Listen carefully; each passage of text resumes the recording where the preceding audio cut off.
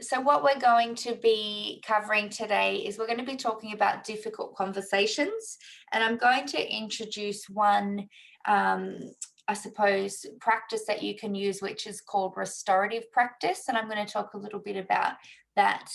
And I'm going to talk about some practical tips, and we're going to have some interactive activities so you can get a practice for that as well. And I'm also going to explain what I mean by difficult conversations and talk a little bit about what that might look like. So, what I want to start with is just kind of unpacking and talking about why we're talking about difficult conversations. And a lot of you have identified that already, which is amazing. But in all aspects of life, we have to do this, and it's difficult for everyone, and it means different things. I'm going to talk about the context of volunteer roles, but what I'm going to share with you is really applicable for paid work, volunteer work, and your personal life as well with family and friends.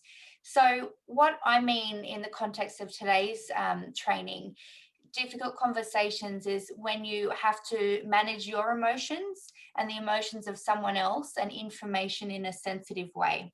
So it could be it's a topic that's challenging. So as some of you shared, like things like difficult situations, like talking about topics like when someone's unwell or delivering bad news, working with people who might be facing challenging situations. It's also situations where you're not sure what to say. It might be about conflicting opinions.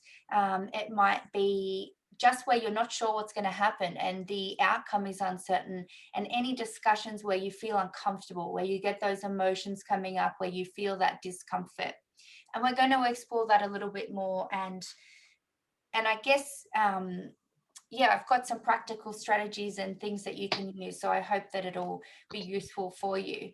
Sometimes we can't avoid difficult conversations. And I'm assuming everyone's here because you want to practice, because you know you can't avoid them and you want to get better at it. And that's something that everyone can do. And I just want to highlight that we can all improve. And, some people have roles where they might get more practice, they might have had careers or other opportunities, but it is something that I would say is everyone can develop and everyone can improve, and it really is about practice.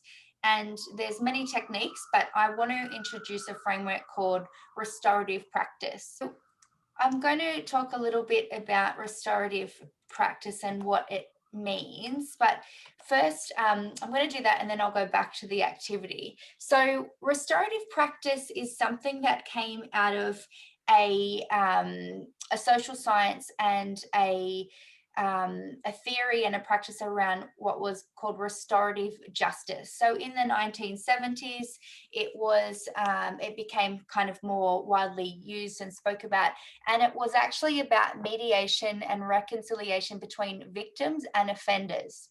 So it was adapted in Australia by a police officer, Terry O'Connell, in 1991, and it was then further developed as a community policing strategy to work with young people who were in and out of the court and the prison system. And if you want to research, there's some amazing videos and content